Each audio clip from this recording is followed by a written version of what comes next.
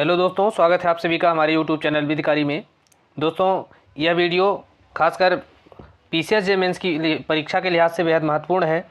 और इसमें हम हल करेंगे राजद्रोहात्मक कानून की प्रासंगिकता, जो कि अभी कुछ समय पहले चर्चा में था, जिस पर सुप्रीम कोर्ट ने अभी कहा है कि इसको जो है सस्पेंड किया जाना चाहिए और सरकार इस पर विचार करे कि इसे समाप्त किया जाए, इस कानून को।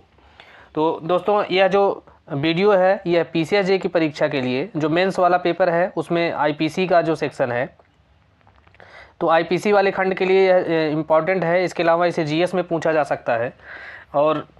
इस लिहाज से यह जो वीडियो है काफ़ी महत्वपूर्ण है। आप इस प्रकार के और भी वीडियो प्राप्त करने के लिए हमारे चैनल विधिकारी को सब्सक्राइब करें, ताकि हम आपको समय समय पर इस प्रकार के जो मेंस के लिए कंटेंट हैं, साथ ही प्री के लिए भी हम आपको जो मुहैया कराते हैं उसकी सूचना आपको मिल सके और आप उसका लाभ उठा सकें।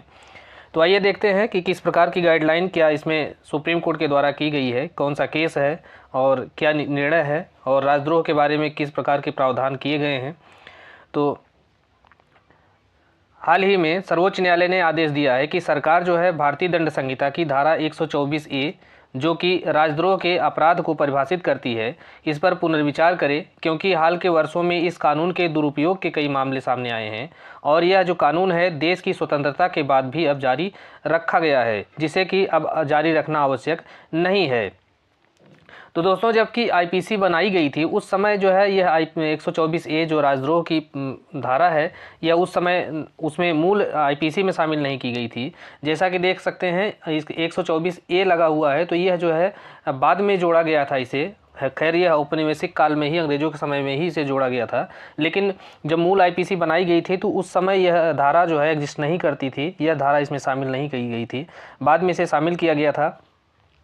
तो इसका उद्देश्य यह था कि जो स्वतंत्रता के लिए जो आंदोलनकारी हमारे स्वतंत्रता सेनानी थे, उनकी आवाज़ को दबाया जा सके और उनके ऊपर राजद्रोह का मुकदमा चलाकर उनको आजीवन कारावास या और अन्य जो आजीवन निर्वासन है, इस तरह के कठोर कारावास उनको दिए जाते थे। तो वह जो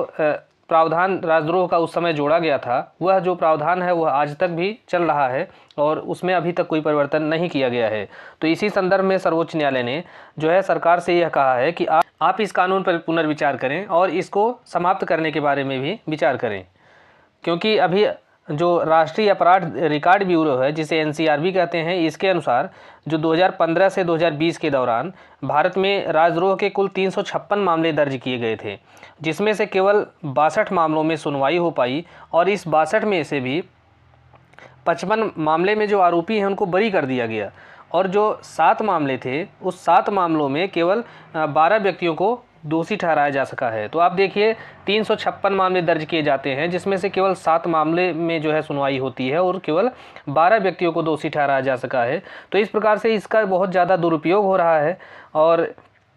सरकारें अपनी मर्जी के हिसाब से इसका दुरुपयोग करती हैं। तो इसी बात को ध्यान में रखते हुए सर्वोच्च न्यायालय ने यहाँ पे कहा है। इसके अलावा विधि आयोग की जो रिपोर्ट है 2018 की, उसके अनुसार भी संविधान बनाते समय संविधान सभा ने तत्कालीन जो संविधान सभा का जो अनुच्छेद था उसके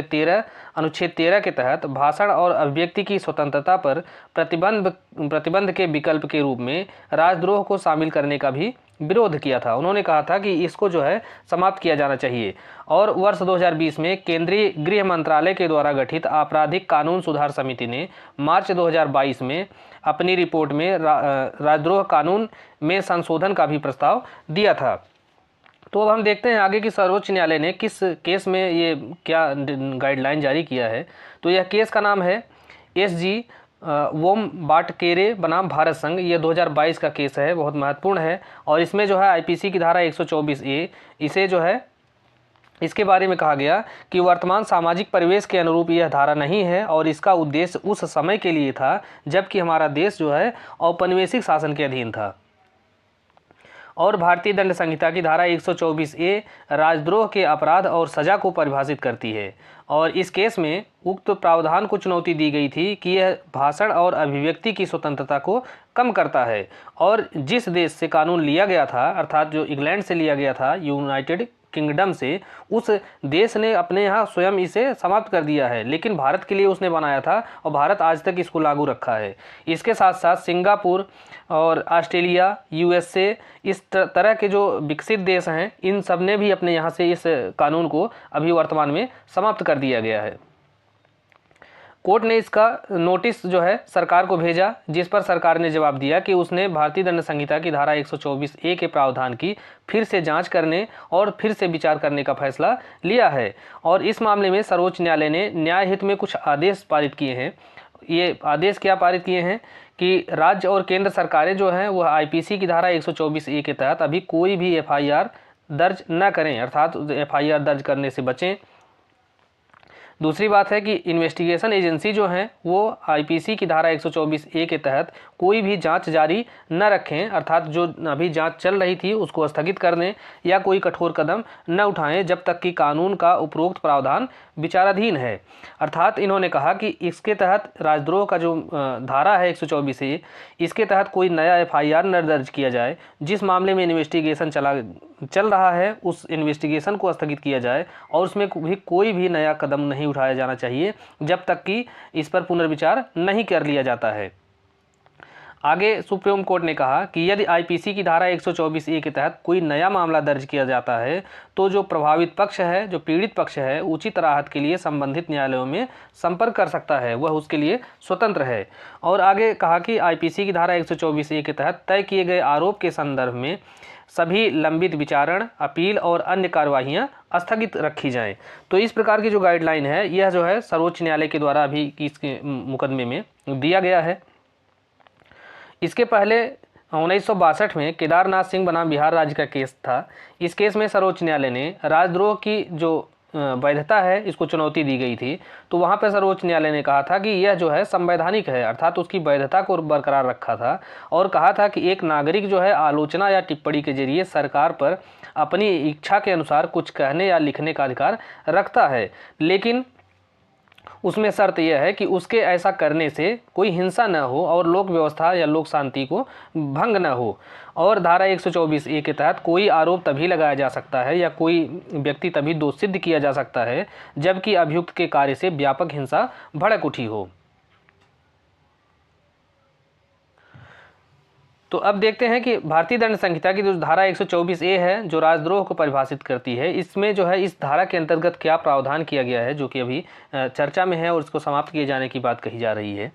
तो धारा 124A के अनुसार जो राजद्रोह की परिभाषा है, इसके अनुसार जो कोई बोले गए या लिखे गए शब्दों, संकेतों या दृश्य रूपणों के द्वारा या अन्यथा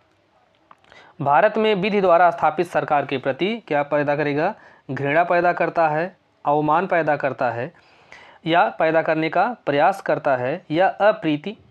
पैदा करता है या इसका प्रयास करता है, तो वह जो है आजीवन कारावास तक की सज़ा या 3 वर्ष तक या जो है केवल जुर्माना, तो इस प्रकार से जो है वह दंडित किया जा सकता है जिस प्रकार से जो है न्यायालय उसको दोषी पाता है। तो दोस्तों इस प्रकार का जो यह बहुत महत्वपूर्ण है, आप इसको